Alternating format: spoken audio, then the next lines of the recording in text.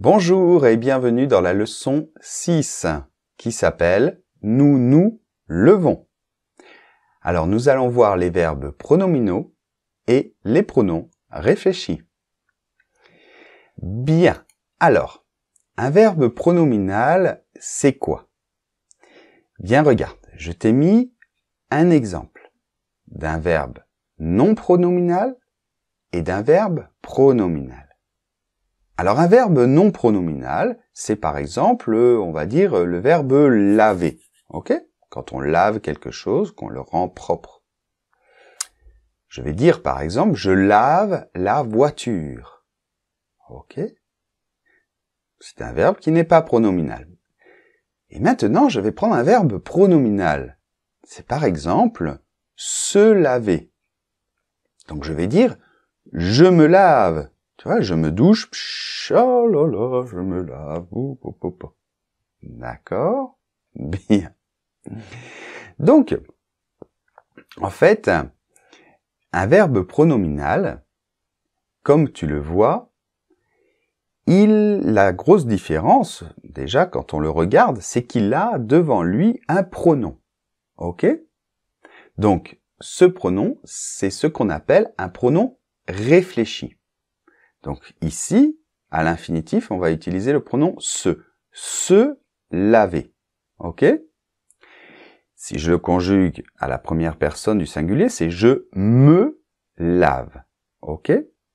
Donc à l'infinitif, ce pronom réfléchi se place avant le verbe.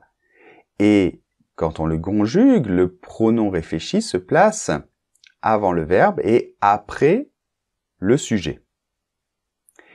Alors pourquoi il existe des verbes pronominaux? Généralement, un verbe pronominal, c'est un verbe qui donne une sensation que le sujet fait l'action à lui-même, se fait lui-même l'action. Par exemple, se laver. D'accord? Ça, ce sont les verbes pronominaux, on va dire, les plus classiques, les plus normaux. Mais en fait, c'est pas toujours comme ça. Il y a aussi des verbes pronominaux qui sont pronominaux parce que oui, parce que c'est comme ça, il n'y a pas de raison. Alors, les verbes pronominaux où on a l'impression que le sujet se fait l'action à lui-même, ce sont les verbes pronominaux qu'on appelle réflexifs.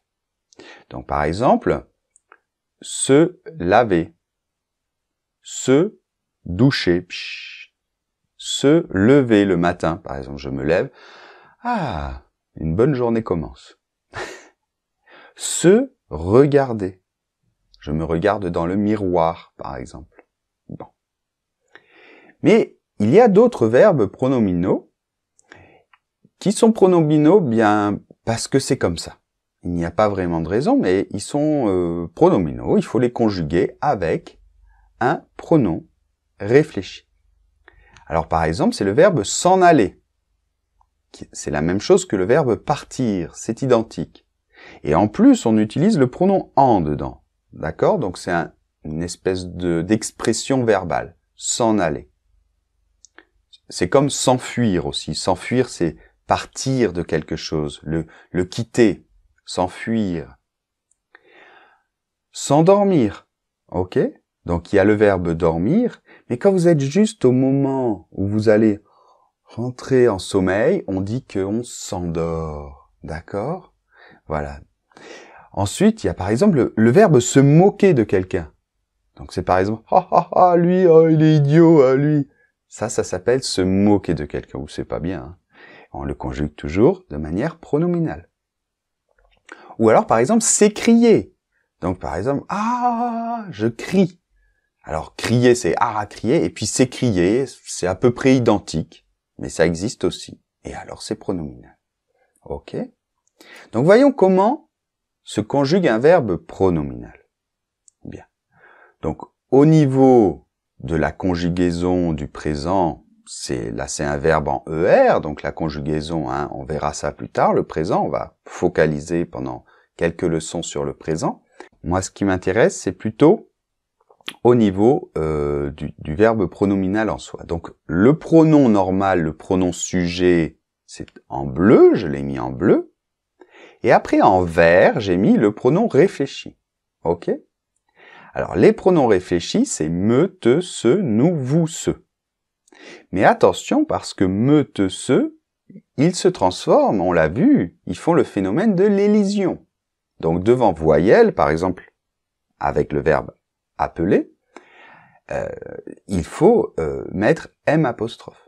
Donc, ça va faire je m'appelle, tu t'appelles, il s'appelle, elle s'appelle, et attention, il faut pas oublier on. Donc, si on utilise le sujet, le pronom sujet on doit dire on s'appelle. OK? Nous nous appelons, vous vous appelez, il s'appelle, elle s'appelle. D'accord. Donc voilà, il faut pas que ça te stresse, ces verbes pronominaux, c'est pas très compliqué, c'est juste qu'il faut mettre le pronom réfléchi. OK? Bien. Attention, dans certaines langues, par exemple comme en espagnol, les verbes pronominaux existent en espagnol.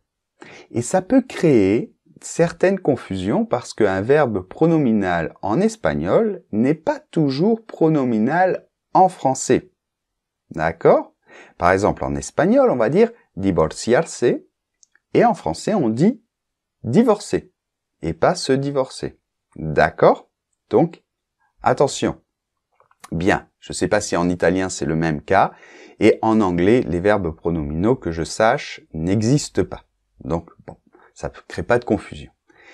Voilà pour cette leçon. Surtout, tu dois bien faire les exercices. Et on se retrouve dans la leçon suivante. Au revoir.